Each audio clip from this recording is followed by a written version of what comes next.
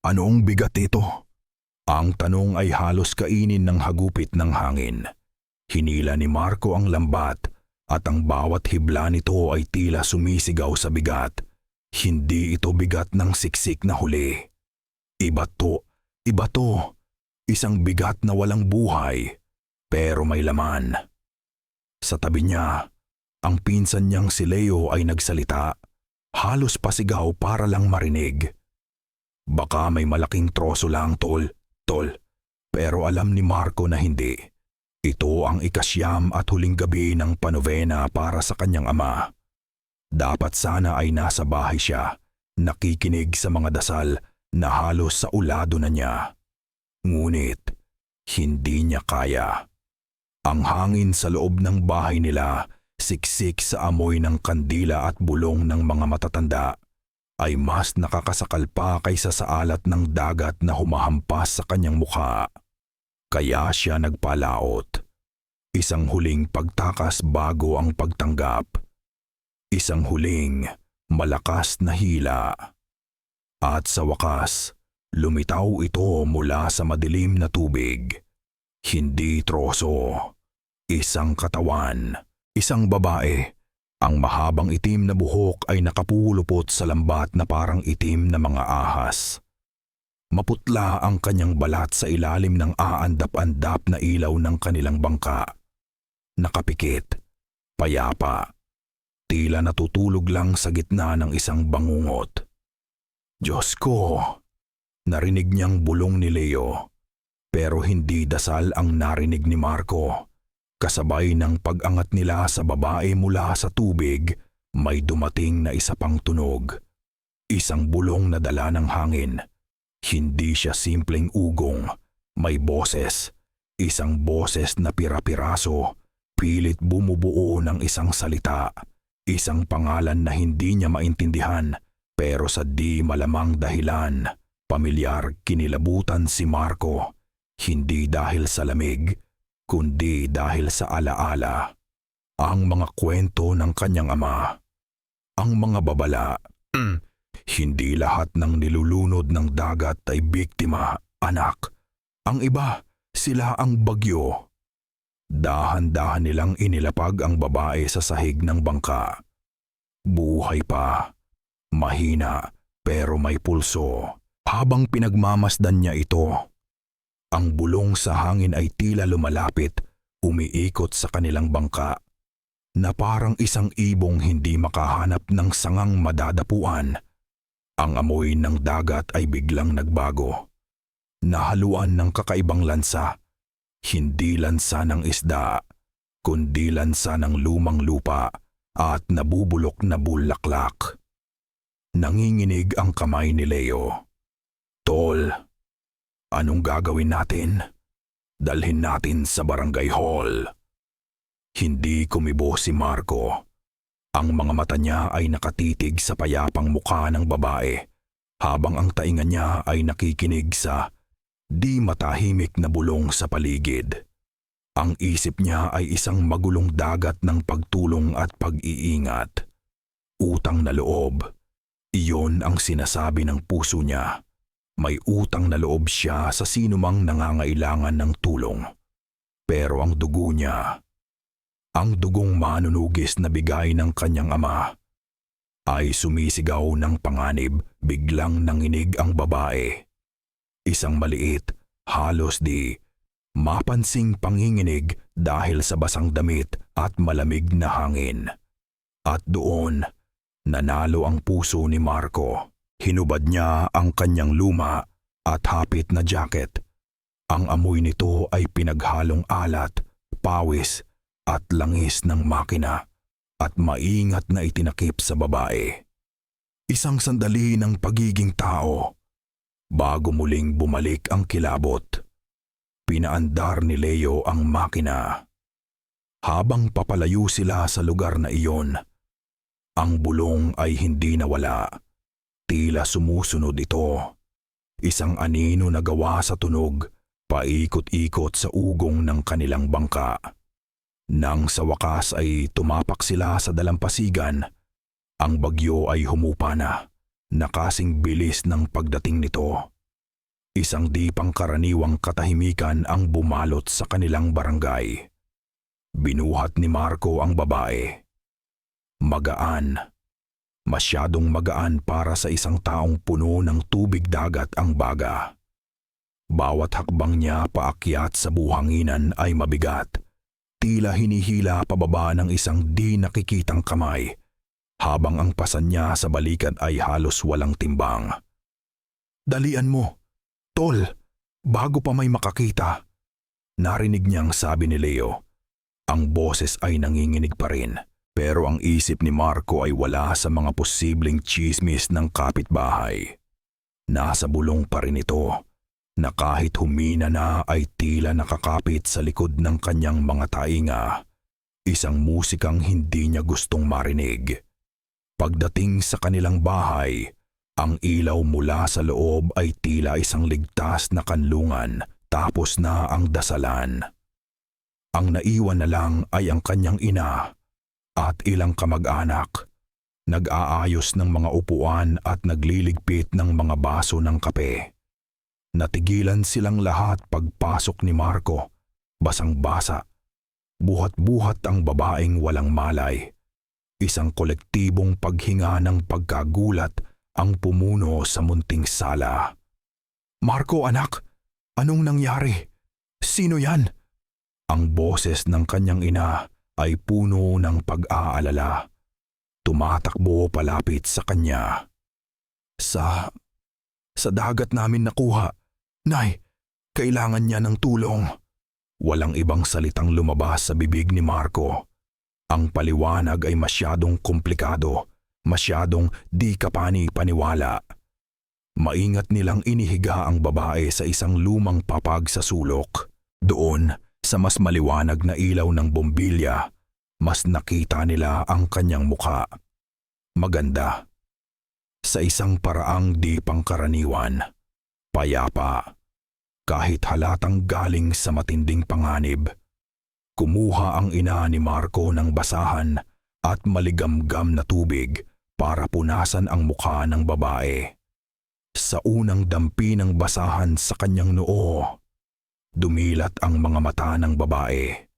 Ang mga mata niya ay madilim, kasing dilim ng dagat sa gitna ng bagyo.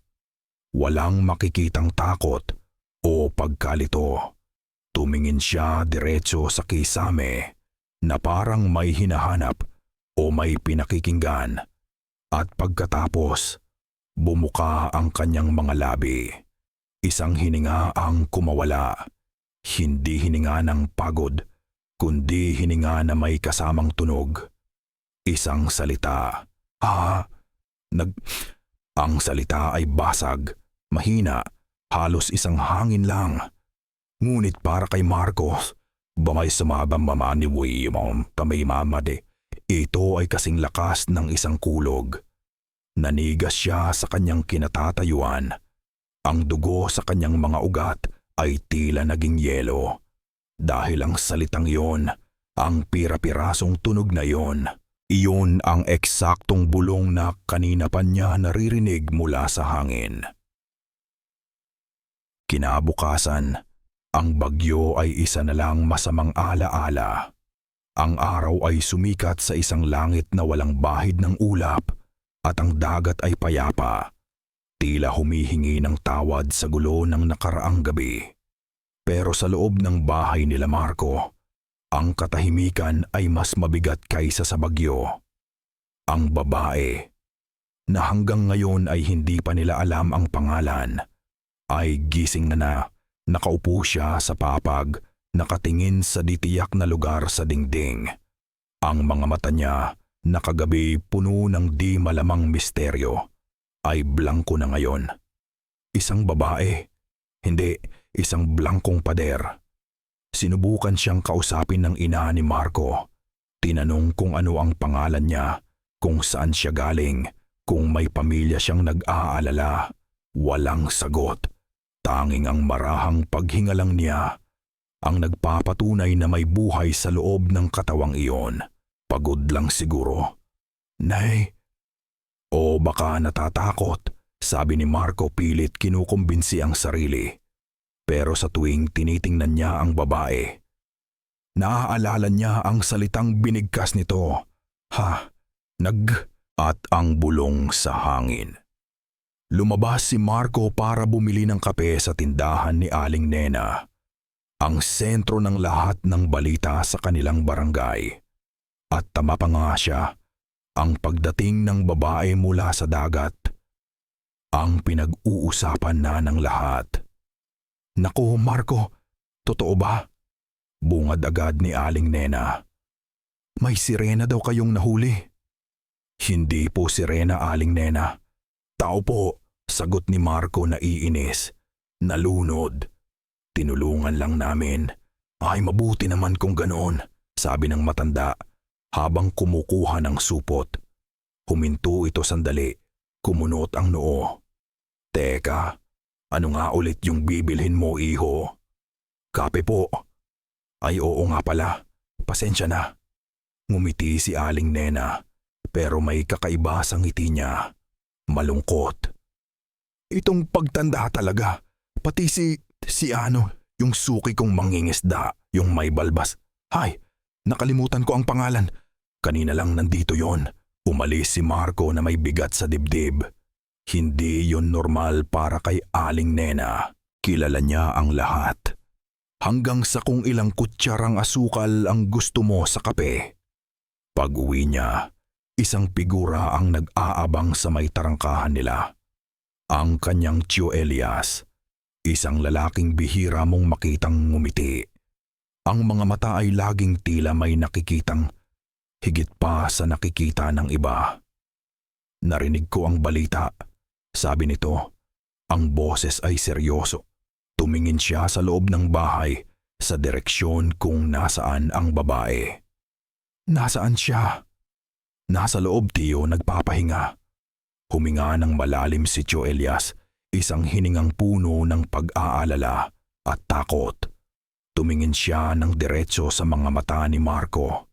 Marco, sabi niya, dahan-dahan na parang bawat salita ay may tinik. Hindi lahat ng nalulunod ay kailangang sagipin. Nagtayuan ang mga balahibo ni Marco. Anong ibig niyong sabihin, Tio? Hahayaan ko siyang mamatay? May mga bagay na mas masahol pa sa kamatayan. Hindi na nakasagot si Marco. Pumasok sa loob ng bahay ang kanyang tiyuhin at naiwan siyang gulong-gulo sa labas. Ang init ng araw ay tila hindi tumatagos sa lamig na nararamdaman niya. Mula sa kinatatayuan niya, nakita niya ang babae na tumayo mula sa papag. Dahan-dahan itong naglakad palabas ng pinto sa likod, patungo sa kanilang bakuran. Sinundan niya ito ng tingin, handa sa kahit anong mangyari. Pero ang ginawa ng babae ay lalong nagpagulo sa isip niya. May isang walis tingting na nakasandal sa pader. Dinampot ito ng babae. At sa isang kilos na natural at pamilyar, dagawampu at mapa. Nagsimula siyang magwalis ng mga tuyong dahon sa ilalim ng puno ng mangga. Walang emosyon, automatiko. Isang simpleng gawain na ginawa niyang parang ginagawa na niya buong buhay niya. Habang pinapanood ni Marco ang babaeng nagwawalis, napansin niya ang isang bagay. Ang ingay, o mas tamang sabihin, ang pagkawala nito. Ang walang tigil na huni ng mga kuliglig sa mga halamanan ay biglang huminto. Isang nakabibinging katahimikan ang pumalibot sa kanilang bakuran, na tila kahit ang kalikasan ay nagpipigil ng hininga sa presensya ng babae. Lumaki ang agam-agam sa puso ni Marco. Isang halimaw ba ang kayang gumawa ng isang bagay na ganito? Kanormal? Kinagabihan, ang katahimikan ay binasag ng sunod-sunod na katok sa kanilang pinto. Ang barangay tanod. Ang mukha nila ay balisa. Marco, sabi ng hepe. Si Mang Cardo. Hindi pa umuuwi. Si Mang Cardo. Ang mangingisdang may balbas na nakalimutan ni Aling Nena ang pangalan. Kaninang hapon pa siya pumalaot Hindi naman ganoon yun, patuloy ng tanod. Sinuyod na namin ang lugar kung saan siya madalas mangisda. Tumigil ang tanod, tila hirap lunukin ang susunod na sasabihin. Nahanap namin ang bangka niya. Nasaan siya, itanong ni Marco, kahit alam na niya ang sagot. Wala, Marco, walang tao. Tumingin sa malayo ang tanod. Ang mga mata ay puno ng di maipaliwanag na takot. Ang bangka niya, paikot-ikot lang doon sa gitna ng laot na parang may hinihintay na hindi na darating. Hindi na nakatulog si Marco ng gabing iyon. Ang imahe ng bangkang paikot-ikot sa gitna ng kawalan ay paulit-ulit na naglalaro sa kanyang isipan. Ang mga bulong-bulungan sa barangay ay lumalakas at ang bawat tingin ng kapitbahay ay tila isang daliring nakaturo sa kanilang bahay at sa babaeng nakatira dito. Sa inis at pakiramdam na wala siyang magawa, isang pamilyar na galit ang umakyat sa kanyang dibdib. Galit na naramdaman niya noong gabing namatay ang kanyang ama. Isang galit na naghahanap ng mapagbubuntunan. Tumayo siya. Sa ilalim ng kanyang kama, may isang bagay na matagal na niyang hindi binubuksan. Isang mabigat na baul na gawa sa kahoy na kamagong. Luma at kinakalawang na ang mga bisagra. Ang baul ng manunugis, ang pamana ng kanyang ama. Pag-angat niya ng takip, isang amoy ang kumalat sa kwarto. Amoy ng lumang papel, pinatuyong dahon ng tabako, at isang di maipaliwanag na anghit ng bakal. Puno ito ng mga gamit. Mga anting-anting na gawa sa buto, mga botelya ng langis na may kung anong ugat na nakababad, at mga dasal na nakasulat sa Latin. At sa ibabaw ng lahat, ang pinakamahalaga sa lahat, ang journal, isang makapal na kwadernong nababalutan ng katad. Ang mga pahina ay naninilaw na. Sa loob ng takip, may isang kupas na litrato ng kanyang ama. Bata pa, seryoso ang muka, may hawak na itak. Hinaplos ni Marco ang litrato. Pinunasan ng hinlalaki ang naipong alikabok. Itutuloy ko to, tay. Bulong niya sa hangin. Hindi ako papayag na may mangyari pa. Binuklat niya ang journal. Ang sulat kamay ng kanyang ama ay matigas at madiin. Puno ito ng mga pamamaraan kung paano labanan ang mga nilalang ng dilim. Mga salitang tulad ng puksain, sunugin, walang awa ang paulit-ulit na nakasulat. Ito ang mundo ng kanyang ama. Isang mundong itim at puti, may mabuti, at may masama na kailangang ubusin. Nakahanap siya ng isang ritual ng pagprotekta sa tahanan.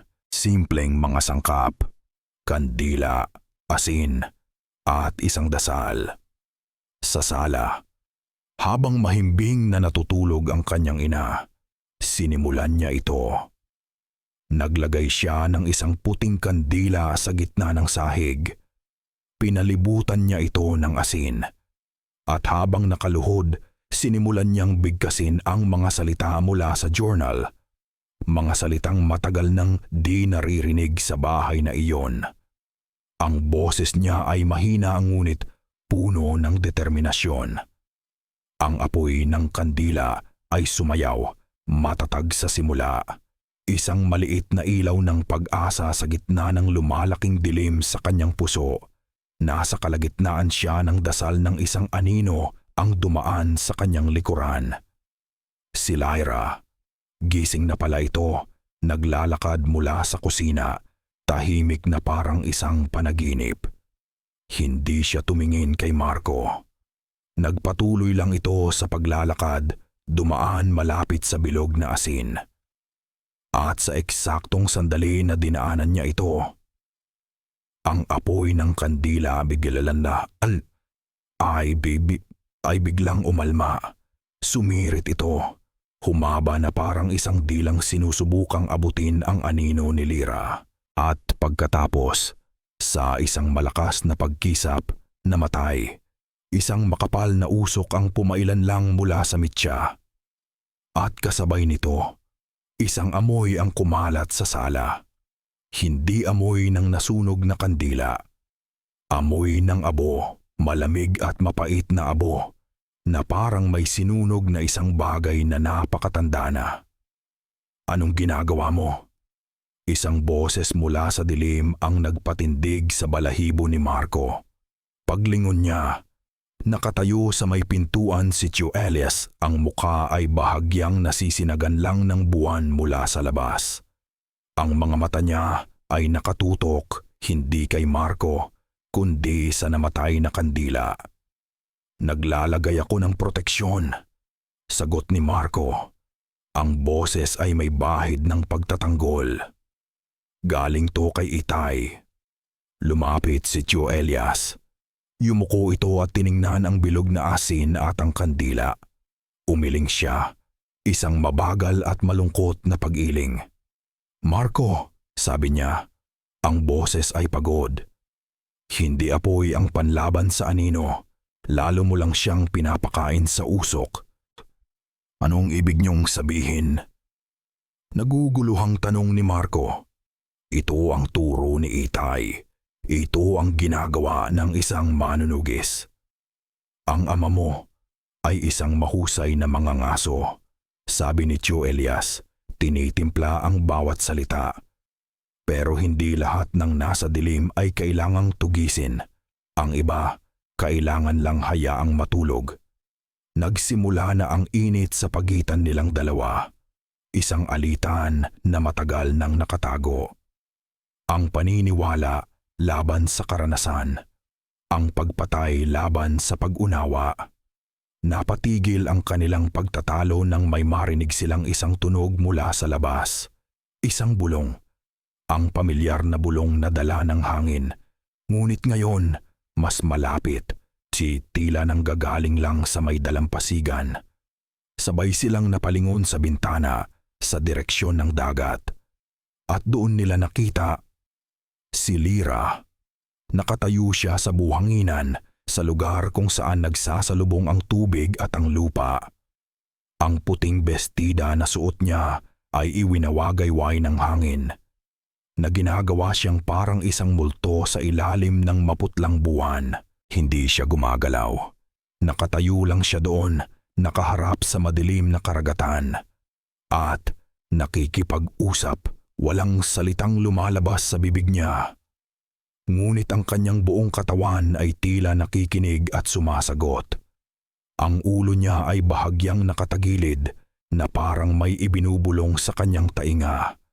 Ang mga kamay niya ay nakababa sa kanyang tagiliran, pero ang mga daliri ay marahang gumagalaw, na parang sinusundan ang ritmo ng isang di marinig na kanta. Nakikipag-usap siya sa hangin na may dalang bulong. At habang pinapanood nila Marco at Elias ang tanawing iyon, ang bulong ay tila nagbago. Hindi na ito pira-piraso at magulo. Mas malinaw na ngayon. May anyo na. Isang pantig, isang malinaw, matunog at nakakakilabot na pantig na pumasok sa isip nilang dalawa ay hindi na muling nakita ang tanod na nawawala.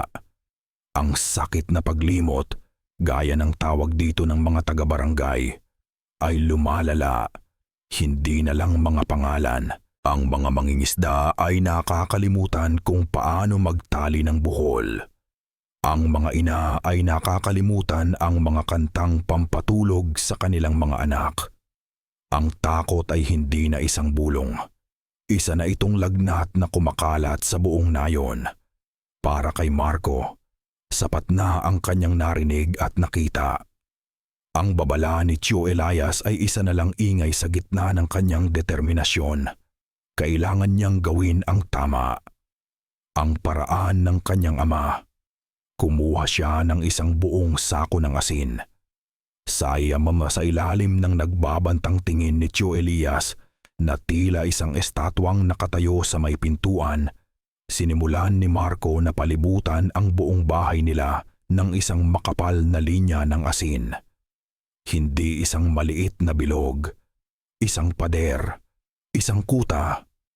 Sa loob nito, ligtas tayo, sabi niya, mas para sa sarili niya kaysa sa iba. Walang makakapasok na kahit anong kadiliman. Nang ang huling butil ng asin ay bumagsak sa lupa at nakumpleto ang bilog, isang biglaang pagbabago ang kanilang naramdaman. Ang ingay, nawala, ang tunog ng mga alon, ang ihip ng hangin, ang huni ng mga kulisap.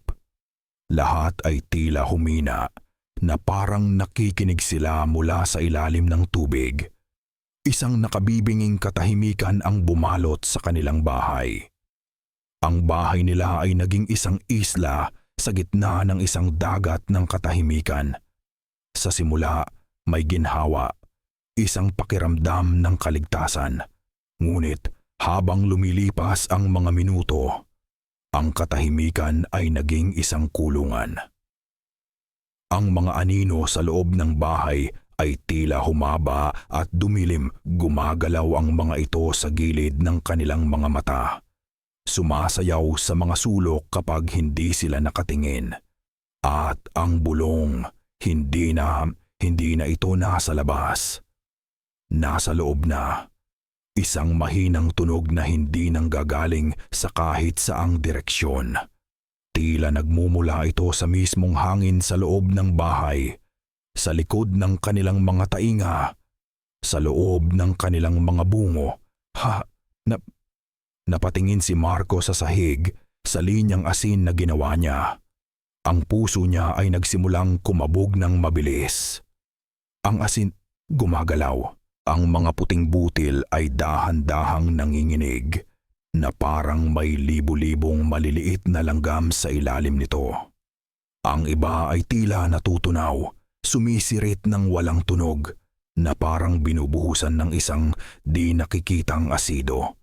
Ang pader na dapat ay magpoprotekta sa kanila ay unti-unting nabubura. Nagsimulang umiyak ang nakababatang kapatid ni Marco.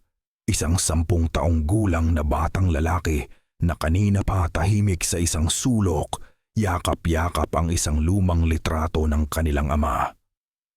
"Kuya," sabi ng bata.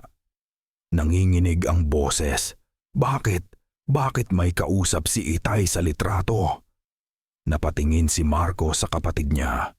Pagkatapos ay sa litratong hawak nito. Ang parehong litrato mula sa baul. Ang kanyang ama, nakatayo mag-isa. Seryoso ang mukha. Mag-isa. "Walang kausap si Itay dyan, bunso," sabi ni Marco. Sinusubukang pakalmahin ang bata at ang sarili niya. "Meron, kuya." Giit ng bata, ang mga mata ay nanlalaki sa takot. Isang anino, sa likod niya, nakangiti. Isang nakakabinging tunog ng nababasag na salamin ang pumunit sa katahimikan. Crash! Mula sa labas, binasag ni Tio Elias ang isa sa mga bintana gamit ang isang malaking bato. Mabilis siyang pumasok. Ang mga paay sinisira at ginugulo ang bilog na asin na ginawa ni Marco. Sa kanyang kamay, hawak niya ang isang piraso ng basag na salamin mula sa nabasag na bintana na parang isang punyal. Ang hangin mula sa labas ay muling pumasok sa bahay at kasabay nito ang mga normal na tunog ng gabi. Ang bulong sa loob ng kanilang mga ulo ay nawala, pinalitan ng mas malayong bulong mula sa dagat. Humingal si Marco na parang ngayon lang ulit siya nakahinga. Tumingin si Tio Elias sa kanya. Ang mga mata ay nag-aalab sa isang halo ng galit at awa. "Hindi mo siya kinukulong, Marco," sabi nito.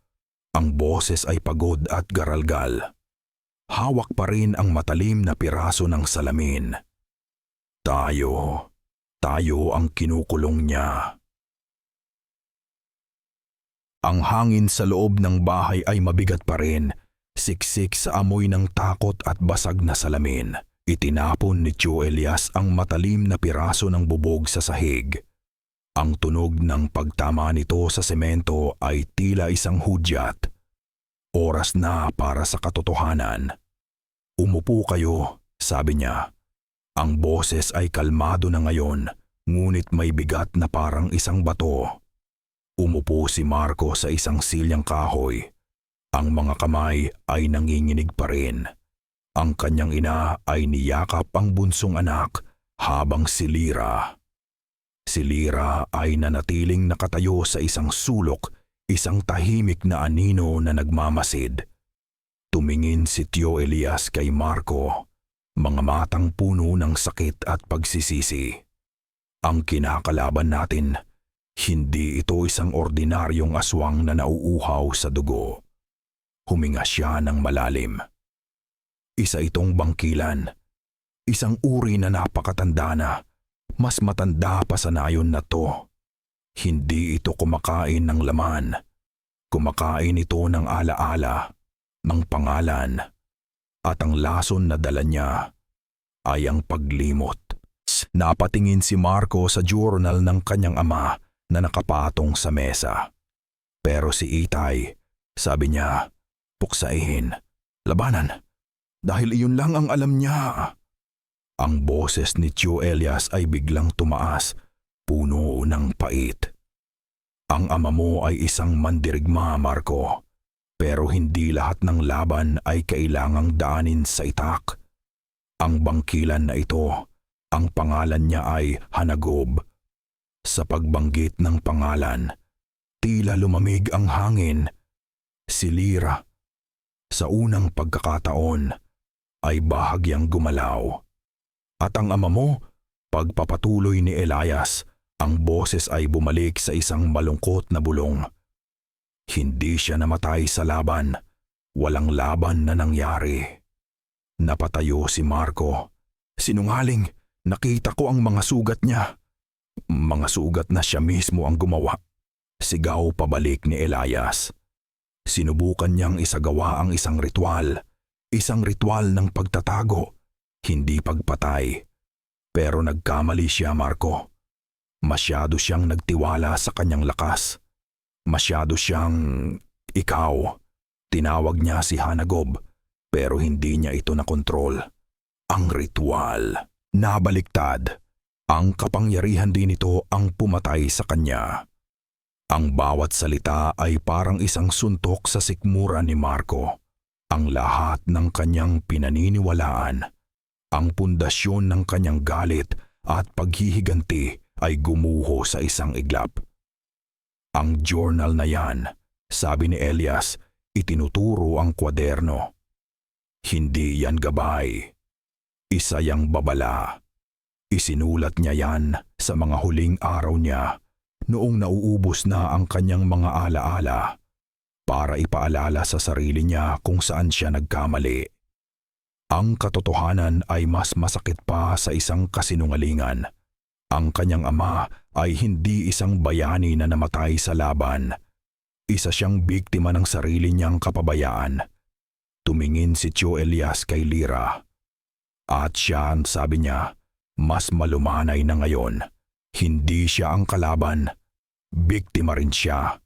Isa siyang kadugo ng lahi ng bangkilan, pero tumatakas siya. Tumatakas siya mula kay Hanagob na gustong kunin ang kanyang katawan sa isa-isang ritual ng pag-iisa. Siya ang huling susi ni Hanagob, Aob, para maging buo at mas malakas. Napaupo muli si Marco. Ang lakas ay tila hinigop mula sa kanyang katawan. Ang babaeng pinagdudahan niya ay isang takas na katulad niya. Pareho silang tumatakas sa anino ng nakaraan. Ano? Ano ang tamang ritual? Tanong ni Marco. Ang boses ay basag. Ang pagtawag sa tunay na pangalan. Sagot ni Elias. Hindi para labanan, kundi para muling ikulong. Para ibalik siya sa kanyang pagtulog. Kailangan nating buuin ang pangalan niya, ang tunay niyang pangalan, na nakakalat sa mga alaala na ninakaw niya. Isang ganap na katahimikan ang bumalot sa kanila. Ang bigat ng revelasyon ay halos hindi kayang buhatin. Ang kanilang misyon ay hindi pagpatay. Ito ay pag-alala. Sa gitna ng katahimikang iyon, isang maliit at garalgal na boses ang narinig. Isang boses na matagal na nilang hindi naririnig. Paparating na siya. Napalingon silang lahat kay Lyra. Nakatingin ito sa labas, sa madilim na bintana. Ang mga blangkong mata niya ay may laman na ngayon. Laman ng matinding takot, may para sa huling alaala. Bumaling ang tingin niya sa kanila, sa bawat isa sa kanila, na parang ngayon lang niya sila nakita, ng unang biktima. Walang nagsalita pagkatapos ng babala ni Lyra. Ang pangalan ng unang biktima ay hindi na kailangang bigkasin. Alam nilang lahat, si Mang Cardo. Wala ng oras, sabi ni Tio Elias, amo di. Ang boses ay madiin at puno ng pagmamadali. Kinuha niya ang isang lampara. Kung kinukuha na niya ang huling alaala, ibig sabihin, malapit na niyang burahin ng tuluyan si Mang Cardo sa mundo. Kailangan nating maunahan siya. Saan tayo pupunta? Tanong ni Marco, kahit alam na niya ang sagot. Sa bahay niya, sabi ni Elias. Kailangan nating maghanap ng isang angkla ng alaala, isang bagay na napakahalaga sa kanya. Isang bagay na kahit si Hanagob ay nahihirapang burahin. Nagmamadali silang tatlo na lumabas sa gabi. Si Marco, si Tio Elias, at si Lyra, na ngayon ay hindi na isang blangkong anino, kundi isang kasamang may malinaw na takot sa mga mata. Ang barangay ay tila isang sementeryo. Ang mga bahay ay madidilim. Ang mga bintana ay nakasara na parang mga matang mahigpit na nakapikit. Ayaw makita ang anumang nasa labas. Ang bahay ni Mang Cardo ay nasa dulo ng isang makipot na eskinita, malapit sa sapa. Maliit at gawa sa pinagtagpi-tagping kahoy at yero. Pagdating nila, ang pinto ay bahagyang nakaawang, umuugoy-ugoy sa ihip ng hangin. Mag-ingat kayo, babala ni Tio Elias.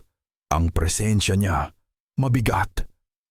At tama siya, pagpasok pa lang sa loob, isang kakaibang pakiramdam ang sumalubong sa kanila. Ang hangin ay mabigat na parang lumalangoy sila sa isang di nakikitang putik. At ang kulay, lahat ng kulay sa loob ay tila kupas. Ang mga pulang bulaklak sa florera ay parang abuhin. Ang berdeng pintura sa dingding ay parang natuyot na dahon. Tila isang lugar na unti-unti nang binubura ng isang higanteng pambura. At may tunog. Isang tunog ng tumutulong tubig, plok, plok, plok, galing sa bubong.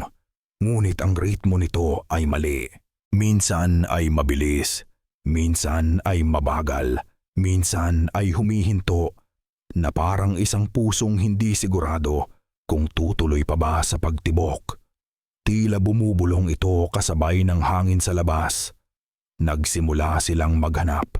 Sa munting sala, may isang kalendaryong nakasabit pa rin. Nakatigil sa petsa kung kailan huling nakita si Mang Cardo. Sada sa ilalim nito, may isang drawing ng bata, isang masayang pamilya sa isang bangka. Pero ang mga mukha ay halos hindi na makita. Blinangko ng panahon o ng kung ano paman. Anong hinahanap natin? Tanong ni Marco. Ang boses ay mahina. Ayaw sirain ang kakaibang katahimikan. Isang bagay na laging dala, laging hawak, sagot ni Elias habang binubuksan ang isang maliit na aparador. Sa isang maliit na mesa sa sulok may nakita si Lyra. Isang litrato sa isang murang frame. Ipinakita niya ito sa kanila. Ang pamilya ni Mang Cardo, ang kanyang asawa at 2 anak na nakangiti. At si Mang Cardo, mas bata, masaya. Ang mga mata ay nagniningning. Ito na siguro yon, ang pinakamahalagang alaala. Kinuha ito ni Marco habang tinititigan niya ang masayang mukha ni Mang Cardo. Isang bagay na di ka panipaniwala ang nagsimulang mangyari. Ang mukha ng mangingisda sa litrato unti-unting lumabo. Ang mga mata, ang ilong, ang bibig, nagsimulang maghalo-halo na parang basang pintura. Sa loob ng ilang segundo, ang dating masayang mukha ay naging isang blankong espasyo na lang. Isang mantsa. Nabitawan ni Marco ang litrato sa gulat, huli na sila. Ang alaala ay kinain na. Paano na? Paano nila makukuha ang isang tunog mula sa isang bagay na wala na? Sa gitna ng kanyang pagkabigo, bayabag daw, may isang bagay na kumislap sa iladababa sa ilalim ng mesang pinagpatungan ng litrato. Isang bagay na metal. Yumuko si Marco at dinampot ito. Isang lumang kompas, gawa sa tanso. Ang salamin ay may lamat na. Ang karayom nito ay hindi na gumagalaw, nakaturo sa isang direksyong wala naman doon. Isang bagay na walang silbi. Pero para sa isang mangingisda, ito ang kanyang gabay, ang kanyang tiwala sa gitna ng walang katiyakang dagat. At sa sandaling dumampi ang mga daliri ni Marco sa malamig na tanso, isang malakas na liwanag ang pumikit sa kanyang isipan.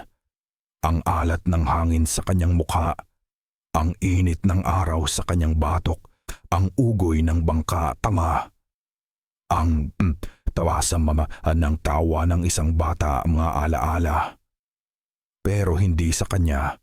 Kasabay ng mga imaheng iyon, isang tunog ang umaling-aungaw sa loob ng kanyang ulo.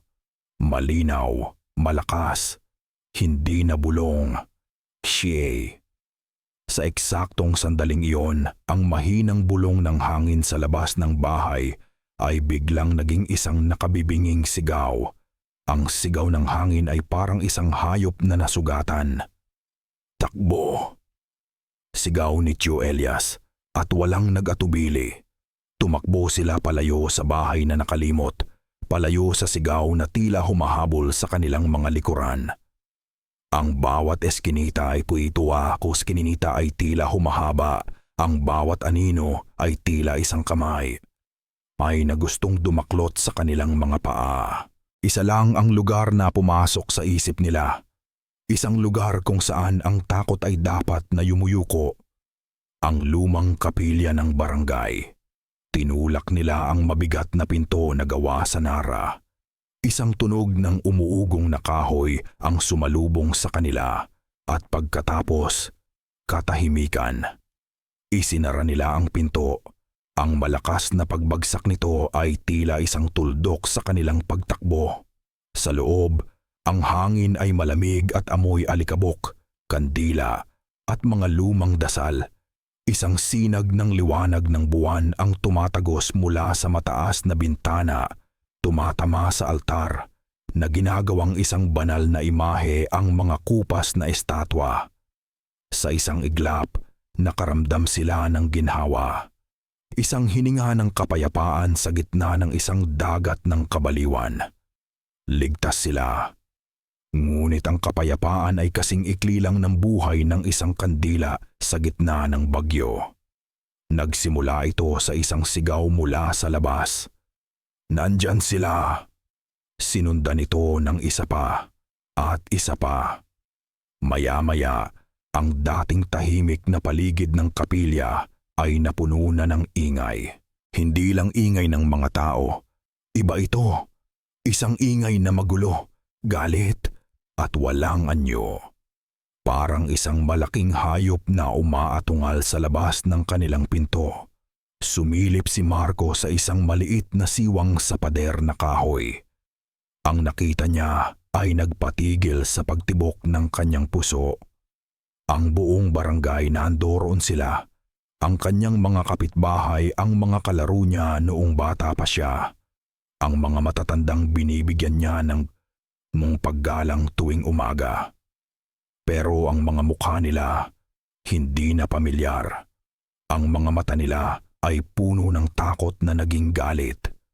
Dala-dala nila ang anumang mahawakan, mga itak, mga sulo, mga pamalo. Ang kanilang takot na pinalaki at binulungan ni Hanagob ay ginawa silang mga halimaw. Sa loob ng kapilya, ang katahimikan ay nakabibingi, isang isla. Sa labas, ang ingay ay isang dambuhalang alon na gustong lumamon sa kanila. Isang mukha ang nakakuha ng atensyon ni Marco. Isang bata. Si Peping, ang anak ni Aling Nena. Ang batang madalas niyang bigyan ng candy. Nakita ni Peping na may sumisilip mula sa siwang. Lumapit ito, hindi dahil sa galit, kundi dahil sa pag-usisa. Tinitigan siya ng bata. Ang mga mata ay puno ng pagkalito. Pagkatapos, sa isang boses na mahina at nanginginig, bumulong ito. "Sino po kayo?" Isang katanungan na mas matalas pa sa kahit anong itak sa labas. Sa isang iglap, para kay Peping, si Marco ay hindi na kapitbahay, hindi na kaibigan. Isa na lang siyang dayuhan, isang anino sa loob ng kapilya. Binura na siya. Isang pakiramdam ng pagtataksil ang gumapang sa puso ni Marco, malamig at mabigat. Paano sila makakatakas? Paano nila gagawin ang ritual kung ang mismong mga taong gusto nilang iligtas ang siyang gustong pumatay sa kanila? Napaurong si Marco mula sa siwang. Ang mukha ay maputla. Napatingin siya sa pasukan ng kapilya. Sa may gilid ng pinto, may isang maliit na marmol na lalagyanan. Ang lalagyanan ng banal na tubig. May isang bula na biglang lumitaw sa ibabaw ng tubig. Sinundan ito ng isa pa. Pagkatapos, isang mahinang wisik ng usok ang umangat mula dito. Isang mahinang tunog, parang kumukulong mantika, ang nagsimulang marinig. Sa harap ng kanilang mga mata, ang banal na tubig ay nagsimulang kumulo. Marahas, galit, na parang sinusunog ng isang di nakikitang apoy. Ang usok ay umitim at sa loob lang ng ilang segundo, ang tubig ay nawala, natuyo. Ang naiwan na lang ay isang basag at manilaw-nilaw na mantsa sa ilalim ng marmol. Ang selyo ng proteksyon ay nasira na. Wala nang ligtas na lugar. Ang tanging maririnig na lang sa loob ng kapilya ay ang nakakapasong tunog ng sumisingaw na kabanalan. Ang tunog ng sumingaw na banal na tubig ay umaling-aungaw sa kanilang tainga, isang deklarasyon ng kanilang pagkatalo. Sa labas, ang galit ng barangay ay parang isang dambuhalang alon na paulit-ulit humahampas sa mga pader ng kapilya. Nasa isang sulok sila, isang bitag na gawa sa banal na kahoy at galit na bakal. "Wala na tayong pupuntahan," sabi ni Marco. Ang boses ay halos pumanaw na sa pag-asa. Meron pa. Napalingon sila kay Lyra. Ang takot sa kanyang mga mata ay nandoon pa rin, ngunit napalitan na ito ng isang bagay na mas matigas. Isang determinasyon na isinilang mula sa kawalan ng pag-asa. Ang pangalan niya, hindi ito isang salita lang. Sabi niya, ang boses ay mahina ngunit malinaw. Isa itong kadena. Bawat pantig ay isang kawing na nakakabit sa isang alaala na ninakaw niya. Nakuha niyo ang una mula kay Mang Cardo. Paano ang iba? Tanong ni Elias. Ang tanod na nawala, si Aling Nena na nakalimot, pagpapatuloy ni Lyra. Lahat sila, May mga pirasong hawak. Kailangan nating makuha ang mga angkla mula sa kanila para mabuo ang kadena, para matawag siya ng tama. Isang biglaang katahimikan ang namagitan. Ang tanging maririnig ay ang sariling pagtibok ng puso ni Marco. Dug-dug, dug-dug. Tila lumalakas ito sa bawat segundo na parang isang tambol na nagbabadya ng isang bagay na mahalaga at nakakatakot. Tumingin si Tio Elias kay Marco. Ang mga mata ay malalim at puno ng bigat ng isang kaalamang matagal na niyang dinadala. May isa pang bagay, Marco, sabi niya, dahan-dahan, ang pinakamabigat sa lahat ng batas ng ritual. Dug-dug, dug-dug. Ang pagtawag ay nangangailangan ng kapalit, isang kabayaran na kapantay ng kapangyarihan ng iyong tinatawag. Huminto siya. Tila hinahayaang lumubog ang mga salita sa isipan ni Marco. Para talunin ang isang nilalang na kumukuha ng kamalayan, kailangan mong mag-alay ng sarili mong kamalayan. Hindi naintindihan ni Marco. Anong kamalayan? Tumingin ng diretso si Tio Elias sa mga mata niya. Isang mata para sa isang alaala. Dug-dug, dug-dug, dug-dug. Ang buong mundo ni Marco ay lumiit. Nawala ang sigawan sa labas. Nawala ang amoy ng kandila. Ang tanging naririnig na lang niya ay ang pagbayo ng sarili niyang dugo sa kanyang tainga. Ang kapalit, ang kabayaran, hindi lang lakas, hindi lang tapang, kundi isang piraso ng kanyang sarili, ang kanyang paningin. Dahan-dahan, sa gitna ng nakabibinging pagtibok ng kanyang puso, dumating ang pag-unawa. Ang pagtanggap, hindi ito isang parusa. Ito ay isang balanse, ang tanging paraan. Ibinaba ni Marco ang kanyang tingin sa sarili niyang mga kamay magaspang, kalyo, puno ng mga sugat mula sa lambat at alat. Ang mga kamay ng isang mangingisda, ang mga kamay na katulad ng sa kanyang ama. Ngunit hindi na ito mga kamay na naghahanap ng paghihiganti. Ito na ngayon ang mga kamay ng isang tagapagligtas, mang isang tagapag-alay. Tinaas niya ang kanyang tingin kay Tio Elias. Isang tahimik na determinasyon ang pumuno sa kanyang mga mata. Nasaan ang huling pantig? Umiling si Tio Elias. Hindi ko alam. Ang alam ko lang, ang bawat pantig ay konektado sa biktima. Napatigil si Marco. Ang kanyang isip ay bumalik sa baul, sa journal. Muli niyang binuklat ang makapal na kwaderno. Ang mga pamilyar na salita ng galit ay tila wala ng kahulugan. Nilipat niya ang mga pahina, naghahanap ng kung ano, hindi niya alam. Huwag mong basahin ang mga salita, bulong ni Tio Elias, na tila nabasa ang kanyang isip. Pakinggan mo ang mga espasyo sa pagitan nito. Pakinggan mo ang katahimikan. Dumating si Marco sa isang pahina sa bandang dulo. Isang blangkong pahina. Walang sulat, walang marka. Tanging ang paninilaw lang ng papel. Tinitigan niya ito. At sa katahimikan ng blangkong pahinang iyon, isang alaala ang biglang sumulpot mula sa pinakamadilim na sulok ng kanyang isipan. Ang gabi ng pagkamatay ng kanyang ama, ang sigawan, ang basag na mga gamit. Siya bata pa nakasilip sa siwang ng pinto. Ang kanyang ama, nakaluhod sa sahig duguan, sumisigaw ng isang salita, isang pangalan, isang bigong ritual. At sa alaalang iyon, narinig niya ito, ang huling piraso. Ang huling kawing, ang salitang isinigaw ng kanyang ama bago siya malagutan ng hininga. Ang huling pantig.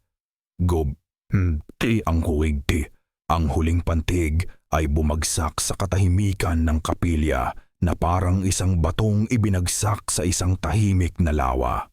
Gobi, ang salita ng kanyang ama, ang kanyang sumpa, ang kanyang huling babala. Kailangan na nating kumilos, sabi ni Marco.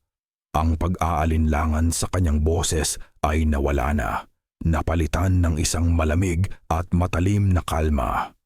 Ang pagtanggap sa kanyang kapalaran ay nagbigay sa kanya ng isang di inaasahang lakad. Pero paano tayo lalabas dito? Tanong ng kanyang ina. Yakap pa rin ang bunsong anak. Lumingon si Lyra sa kanila. Ang takot sa kanyang mga mata ay naging isang kakaibang liwanag. Ako na ang bahala, bulong niya. Lumakad siya patungo sa mabigat na pinto ng kapilya. Nag-atubili siya sandali, isang hiningang malalim, at pagkatapos, dahan-dahan niyang binuksan ito. Ang sigawan mula sa labas ay biglang huminto.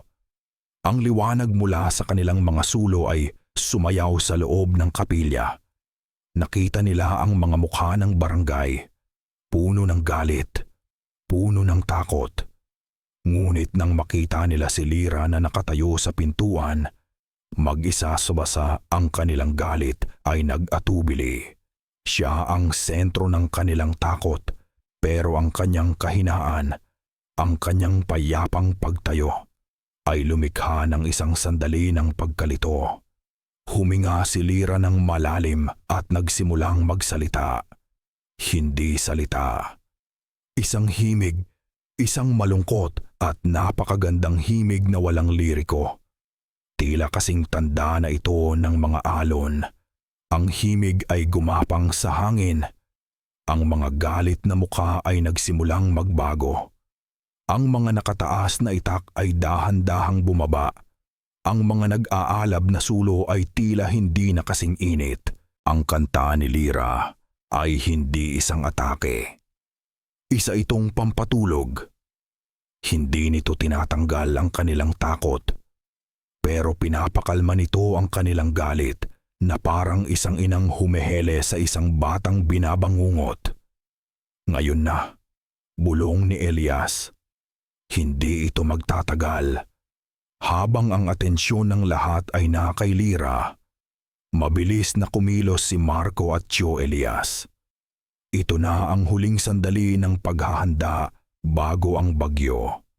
Sa ilalim ng altar, inilabas nila ang mga bagay na kailangan nila para sa ritual. Ang basag na salamin mula sa bintana, ang mga gilid nito ay matalim at mapanganib. Ang lumang kompas na ang karayom ay hindi na gumagalaw, isang dakok ng buhangin na kinuha ni Elias mula sa dalampasigan bago sila tumakbo, at ang lumang litrato mula sa baul. Ang litrato kung saan nakangiti pa ang kanyang ama bago pa man siya lamunin ng kanyang sariling digmaan. Bawat bagay ay isang nota sa isang kakilakilabot na kanta. Bawat isa ay isang angkla sa isang alaala. Inilatag ni Tio Elias ang mga ito sa sahig sa harap ng altar. Kinuha niya ang buhangin at dahan-dahan itong ibinuhos sa sahig, gumagawa ng isang maliit na bilog. Ang tunog ng pagbagsak ng bawat butil ay parang tunog ng isang hourglass, isang paalala na ang oras nila ay paubos na. Nang matapos ang bilog, tumayo si Marco. Humarap siya sa kanyang tiyuhin. Walang salitang kailangan. Tumingin lang sila sa isa't isa. Isang pag-unawa na mas malalim pa sa dugo ang nag-ugnay sa kanila. Itinaas ni Marco ang kanyang kamay at dahan-dahan itong inilapat sa noo ng kanyang Tio Elias. Ang huling pagmamano.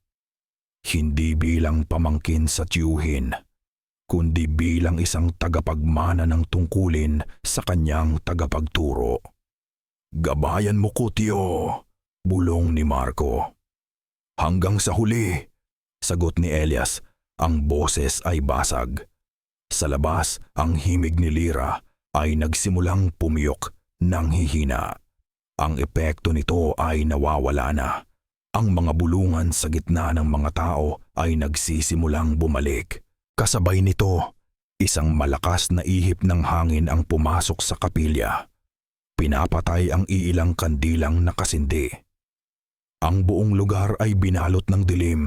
Tanging ang liwanag na lang ng buwan at ng mga sulo sa labas ang nagsisilbing ilaw. Ang bagyo. Ang parehong di pangkaraniwang bagyo mula sa unang gabi. Bumalik na ito. Mas malakas, mas madilim. Ngunit sa gitna ng papalakas na ugong ng hangin, may isang nakabibinging katahimikan. Dumating na siya. At ang bulong. Hindi na ito bulong. Hindi na rin ito sigaw. Isa na itong koro. Isang koro ng libu-libong boses. Mga boses ng mga nakalimutan, mga boses ng mga binura. Sabay-sabay na nagsasalita, hindi sa hangin, kundi sa loob mismo ng kanilang mga isipan. Isang ingay na sumisira sa katinoan. Handa na ang lahat. Nagsimula na ang katapusan. Ang kapilya ay naging sentro ng isang digmaan. Sa labas, ang pisikal na bagyo, hangin, ulan at ang galit ng barangay. Sa loob, ang mental na bagyo. Ang koro ng libu-libong boses na sinusubukang durugin ang kanilang mga isipan. Sa gitna ng lahat ng ito, lumuhod si Marco sa loob ng bilog na buhangin. Ang kanyang mukha ay kalmado, isang bato sa gitna ng nagngangalit na karagatan. Ito na ang sandali. Simulan mo na! Sigaw ni Tio Elias. Halos hindi na marinig sa gitna ng ingay. Huminga ng malalim si Marco. Ipinikit niya ang kanyang mga mata. At isinigaw niya ang unang pantig. Gamit ang lakas ng kanyang baga, gamit ang alaala ni Mang Cardo. Ha!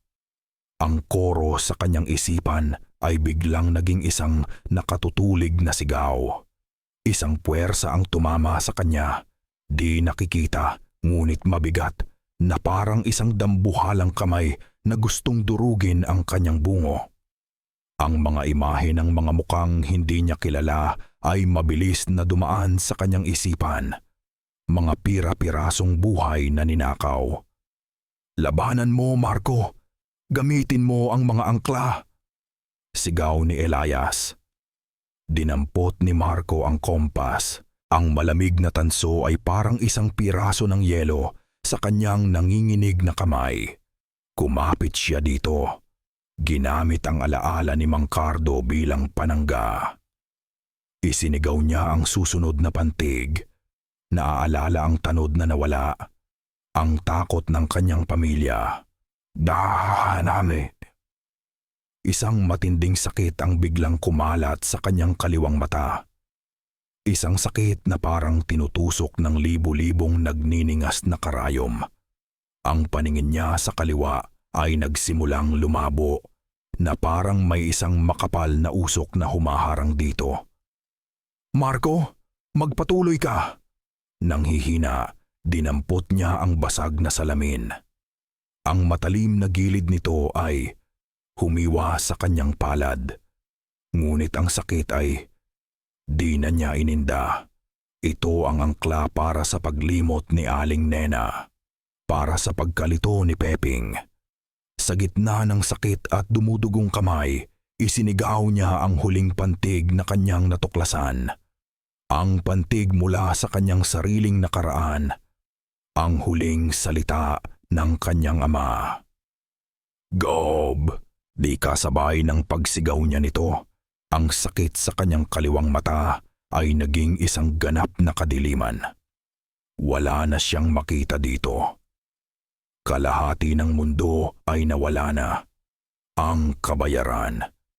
Ngunit may mali. Hindi pa tapos.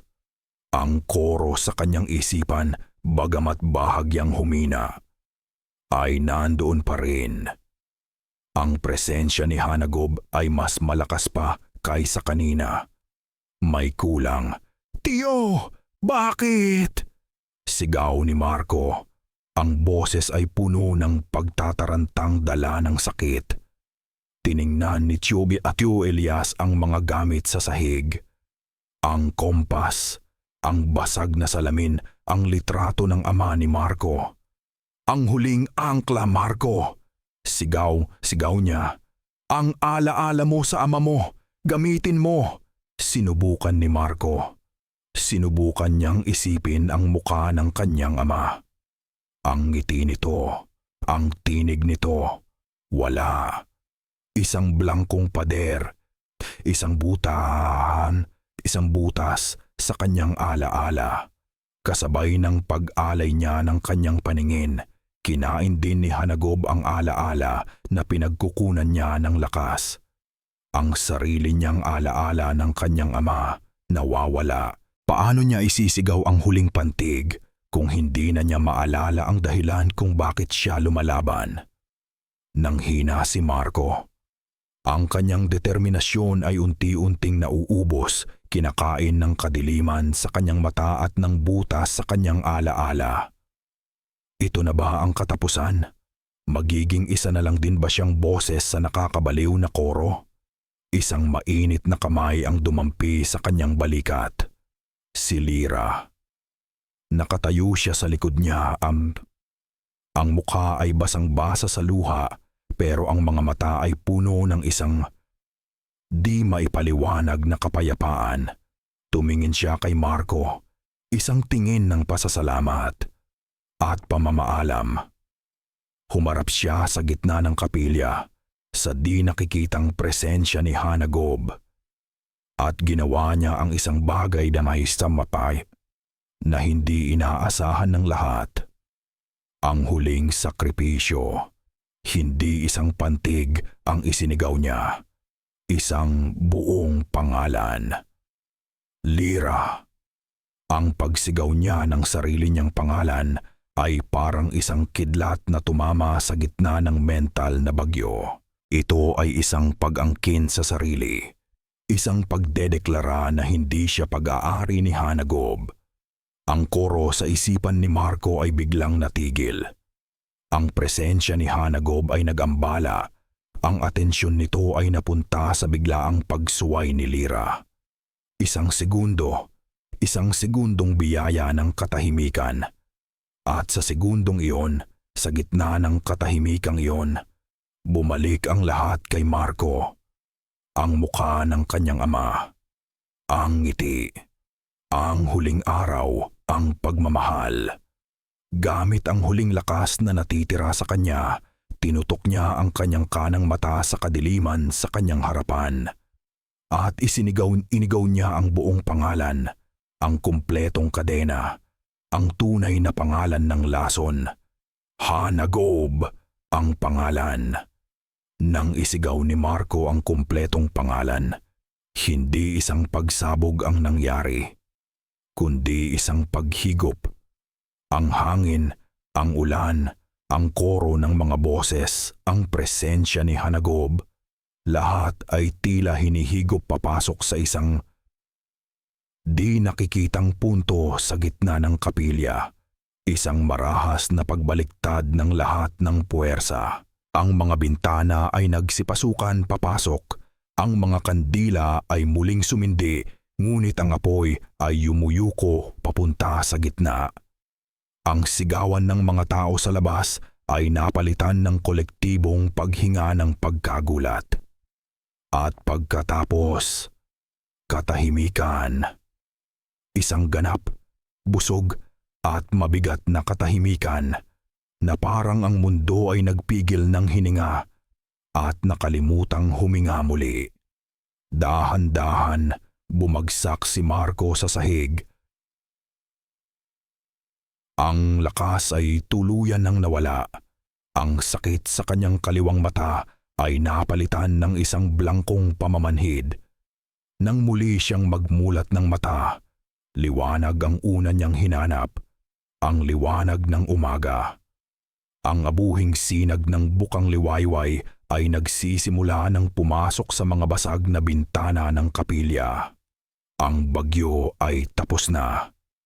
Sinubukan niyang imulat ang kanyang kaliwang mata. Walang nangyari. Sinubukan niyang imulat ang kanyang kanang mata. Dahan-dahan itong bumukas. Ngunit ang nakita niya ay hindi ang pamilyar na itsura ng kapilya. Kadiliman. Isang ganap, walang katapusang kadiliman. Ang kabayaran ay nabigay na. Hindi lang isang mata, kundi ang buong liwanag. Narinig niya ang mga yabag na papalapit. Isang kamay ang marahang dumampi sa kanyang balikat. Si Tio Elias. "Marco!" Ang boses ng kanyang tiyuhin ay basag, puno ng kalungkutan at paggalang. Tapos na. Ligtas na sila. Sa labas, ang dating galit na sigawan ay napalitan ng mga naguguluhang bulungan. Ang lagnat ay nawala na. Ang mga alaala ay nagsisimula ng bumalik na parang tubig na unti-unting pumupuno sa isang natuyot na ilog. Si Lira? Tanong ni Marco. Ang boses ay mahina. Isang sandali ng katahimikan ang naging sagot. "Wala na siya, sabi ni Elias. Tinangay ng hangin, kasama ng pangalang isinigaw. Isang pakiramdam ng kawalan ang pumuno sa dibdib ni Marco. Isang bigat na mas masakit pa kaysa sa pagkawala ng kanyang paningin. Ang kanyang tagapagligtas ay naglaho. Tinulungan siya ni Tio Elias na tumayo. Inalalayan siya palabas ng kapilya. Paglabas nila, ang hangin ay sariwa at malinis. Ang amoy ng dagat at basang lupa. Ang tunog ng mga alon sa dalampasigan, payapa, normal. Ito ang unang normal na tunog na narinig niya sa loob ng maraming araw. Ang mga taga-barangay ay nakatingin sa kanila. Wala na ang galit. Ang nasa mga mata nila ngayon ay pagkalito at isang namumuong pasasalamat para sa isang bagay na hindi nila lubos maintindihan. "Ang ganda ng pagsikat ng araw, Marco," sabi ni Tio Elias, inilalarawan ang tanawin. Kulay kahel at rosas. Isang maliit at mapait na ngiti ang sumilay sa mga labi ni Marco. "Mas malinaw ko pa siyang nakikita ngayon, Tio. Sapagkat sa kanyang kadiliman, nakita niya ang lahat. Ang pagkakamali ng kanyang ama, ang tapang ni Lira, ang bigat ng sakripisyo. Isang babae ang lumapit mula sa mga tao, si Aling Nena. Ang mga mata niya ay malinaw na, puno ng luha. "Marco, Elias," sabi niya, ang boses ay nanginginig. "Salamat." Huminto siya sandali at lumingon-lingon na parang may hinahanap. "Nakita niyo po ba yung babaeng tumulong sa amin kagabi?" tanong niya. "Siya yung kumanta. Ang ganda ng boses niya. Si Lira." Natigilan si Marco. Si Aling Nena, naaalala siya. Isa-isa, ang ibang mga taga-barangay ay nagsimulang tumango. Naaalala nila ang isang babae. Isang malungkot na himig. Isang pakiramdam ng kapayapaan sa gitna ng kanilang takot. Hindi siya binura. Ang sakripisyo ni Lira, ang pagsigaw niya ng sarili niyang pangalan, ay ginawa siyang isang alaala. Isang permanenteng alaala na nakatatak na ngayon sa puso ng buong barangay. Hindi siya nawala. Naging isang kwento siya.